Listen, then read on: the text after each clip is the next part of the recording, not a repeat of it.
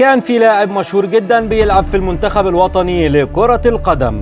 الراجل ده يا صديقي ما كانش عادي، لكن كان بيكره كل حاجة غلط وما كانش بيخاف من أي حاجة، وما فيش حاجة في حياته بتحصل صدفة، لكن كل حاجة بيحسبها بتركيز ودقة عالية بحكمة وذكاء. الراجل ده كان عنده مراته كبيرة في السن وكانت غنية جدا وعندها ميراث كثير، فقرر انه يتخلص منها ويقتلها. وزي ما قلنا ان الراجل ده بيعمل كل حاجة بحكمة وذكاء، وعلشان ينفذ خطته كان قدامه 3 أسئلة مهمة ومحورية لازم يكون عنده إجابة ليهم علشان ما يتمش القبض عليه بتهمة قتل الزوجة. أول حاجة فكر فيها وهي مكان الجريمة، وقال إنه لازم يكون داخل البيت علشان ما يكونش في شهود يشهدوا عليه في أي وقت. تاني حاجة فكر فيها وهي تنفيذ الجريمة، وقرر إنه ينفذ الجريمة بنفسه لأنه كان شايف إن كثرة عدد المنفذين يعرض الجريمة للفشل، وكل ده أصلا اتعرف عليه من القصص البوليسية اللي كان بيقراها وهو صغير.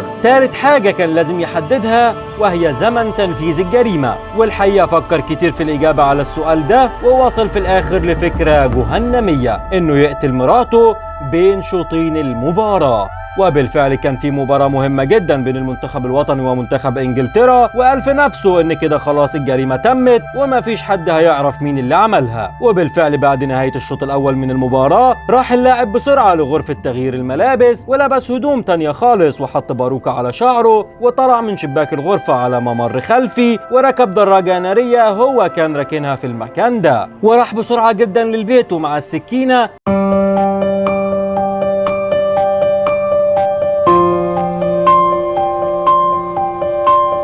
وبالفعل قتل زوجته الكبيرة ب5 طعنات، وتجرد من كل معاني الإنسانية وحب المال عمى قلبه خالص. والغريب كمان إنه رجع للمباراة مرة تانية 15 دقيقة بالظبط كانت كافية لتنفيذ جريمته الشيطانية. لعب الشوط الثاني من المباراة وكأن مفيش حاجة حصلت، وبعد لما الحكم أعلن نهاية المباراة هنا كانت الصدمة والمفاجأة بالنسبة له. دخل رجال الأمن وقبضوا على اللاعب ده متهمينه بقتل زوجته. طب يا ترى ايه اللي حصل والحكومة عرفت ازاي؟ لازم يا صديقي تعمل لايك وسبسكرايب للقناة، وتعالى نعرف ايه اللي حصل بسرعة.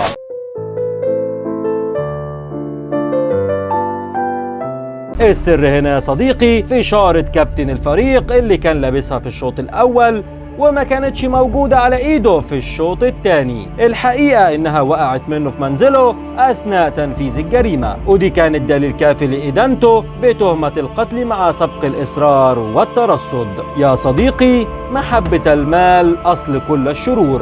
لو عجبك الفيديو ما تنساش تعمل لايك وسبسكرايب للقناة علشان يوصلك كل جديد. شكرا.